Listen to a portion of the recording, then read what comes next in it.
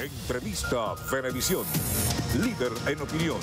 Por tu canal independiente, Venevisión. Amigos, tal como lo anunciamos antes de la pausa, nos acompaña en Entrevista Venevisión Liborio Guarulla, ex gobernador del estado de Amazonas y líder del partido Movimiento Progresista de Venezuela. Bienvenido, gracias por acompañarnos. Gracias, Gregorio, gracias a Venevisión y al pueblo de Venezuela que siempre nos escucha. Se ha hablado de mucha migración proveniente de los pueblos indígenas, sobre todo Bolívar y Amazonas, hacia Brasil principalmente se ha hablado, es quizás el caso que ha sido más escuchado, que ha sido más sonoro en los medios de comunicación, pero ¿cuál es la situación actual, real de la migración en esas zonas? Sí, en Amazonas, sobre todo San Carlos de Río Negro, el municipio más al sur, Maroa, hay muchos pobladores que ya están en San Gabriel de Cachoeira, en Manaos, que es lo que nos queda más cerca, pero por el otro lado hay muchos indígenas y mucha población criolla que se ha trasladado a Colombia, específicamente a Puerto Carreño, a Puerto Inírida, y en verdad, bueno, es como una migración forzada, primero por la guerrilla, los mineros, la persecución de la Fuerza Armada Nacional, pero también pues por la necesidad que esto ha generado. Hemos dicho por allí que tenemos amazonenses, indígenas y criollos en tierra tan lejana como Argentina, como Chile, donde nunca pensábamos que podíamos llegar. Bueno, hay población que se han desplazado hacia allá, motivado a eso que le estamos diciendo, a lo que tiene que ver con la minería, la guerrilla, las persecuciones, bueno, la falta de trabajo también, la situación crítica pues, que se vive en el estado de Amazonas. ¿A qué se enfrentan inmediatamente los indígenas que emigran cuando salen precisamente de su entorno, de su medio ambiente, donde crecieron, donde hicieron su vida para estar en territorio prácticamente desconocido?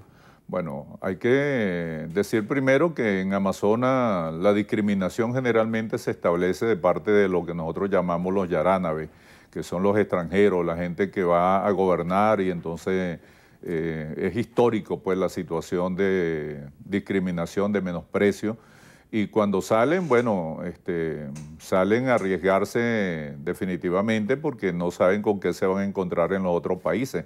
Si hay xenofobia hacia la gente que nosotros llamamos criolla o racional, pues con mayor razón lo hay hacia el indígena.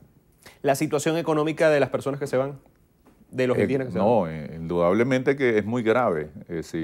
Nadie va a emigrar de lo que nosotros teníamos como un paraíso, como la tierra mágica, por gusto, pues. De verdad se hace porque hay una situación intolerable, como es el caso de que no hay efectivo, no hay punto de venta. En Puerto Ayacucho, que es la única población donde hay bancos y hay punto de venta, y hay 180.000 kilómetros cuadrados que no tienen banco. Históricamente Venezuela no ha tenido una política de colonización que le permita tener ciudades, pues. Entonces se da el caso de que en esos 180.000 kilómetros cuadrados hay que utilizar el efectivo necesariamente, pero no lo hay. Entonces en Puerto Ayacucho la gente pasa 2 o 3 días a puerta de los bancos y resulta que no hay ningún efectivo, pero además de ello no hay línea telefónica, entonces no hay internet, no hay punto de venta y la situación se torna intolerable. La aplicación, desde el momento de la aplicación, del anuncio y posterior aplicación en el último mes de las medidas económicas anunciadas por el gobierno nacional, ¿cuál ha sido el cambio de la situación en el estado de Amazonas? Y me voy también más allá, ¿ha aumentado también la migración en el último mes? Sí, indudablemente, porque, repetimos, hay un problema de no solamente la falta de efectivo, el problema de la gasolina es sumamente grave, porque ya en Puerto Ayacucho las colas se hacen para 2 y 3 días poder echar 30 y 40 litros. Cuando el gobierno nacional ha dicho que le van a colocar un precio internacional, hay que decirle que 200 litros en Amazonas llegan a costar ahorita hasta 10.000 bolívares soberanos. Estamos hablando de 1 millardo de bolívares, 200 litros, pero es que no hay gasolina en el interior del estado. En Amazonas, en los últimos tiempos se paga en dólares, en euros, en gramos de oro, porque sencillamente el líquido es lo más costoso. Además, hay que pelear con la minería, hay que pelear con el contrabando y hay que pelear con el narcotráfico. Entonces, la situación de los indígenas para poder trasladarse a su comunidad es bastante grave. Habla de eso de trasladarse a su comunidad. ¿Cómo está Amazonas en el tema de transporte y cómo está en el tema del acceso a la entidad, de las vías de acceso a la entidad, de los enlaces aéreos y terrestres? Bueno, sí, había yo diría que es un tema de verdad grave. Primero, el transporte terrestre en Puerto Ayacucho hace que los indígenas muchas veces tranquen las calles para poder regresar a sus comunidades. Ya, como te decía, permanecen, lo que antes no hacían, permanecen en la ciudad tratando de conseguir un efectivo, de poder comprar algún producto luego para trasladarse a su comunidad es bastante difícil. Hacia el interior hay que destacar que en las inundaciones que hubo, muchas comunidades se quedaron atrapadas porque sencillamente no tenían embarcaciones, no tenían motores fuera de borde, no tenían gasolina. La inundación fue tan grave que quedamos completamente aislados. Se suspendió el traslado en Chalana que se hace de Puerto Paya al Burro y de Caicara a Cabruta. Todo eso quedó completamente aislado. Pero por otra parte, destacar que hay un solo vuelo para Puerto Ayacucho de parte de Conviasa y eso está prácticamente ocupado ya para todo el año. Entonces, ¿cómo llega la gente allí? Nosotros habíamos quedado casi un mes y medio completamente aislados porque, repetimos, no llegaban ni las personas ni la comida y estuvimos pues en esta situación solamente para Puerto Ayacucho, porque a veces le decimos y le recalcamos a la gente que Puerto Ayacucho es apenas la entrada, es la capital, pero nosotros somos el segundo estado más grande del país, el 20% del territorio nacional. Entonces, hacia adentro no hay gasolina como la gente trasladarse, no hay línea aérea, no hay carretera. Entonces, la situación se agrava, yo diría, a las 10 potencias. La escasez.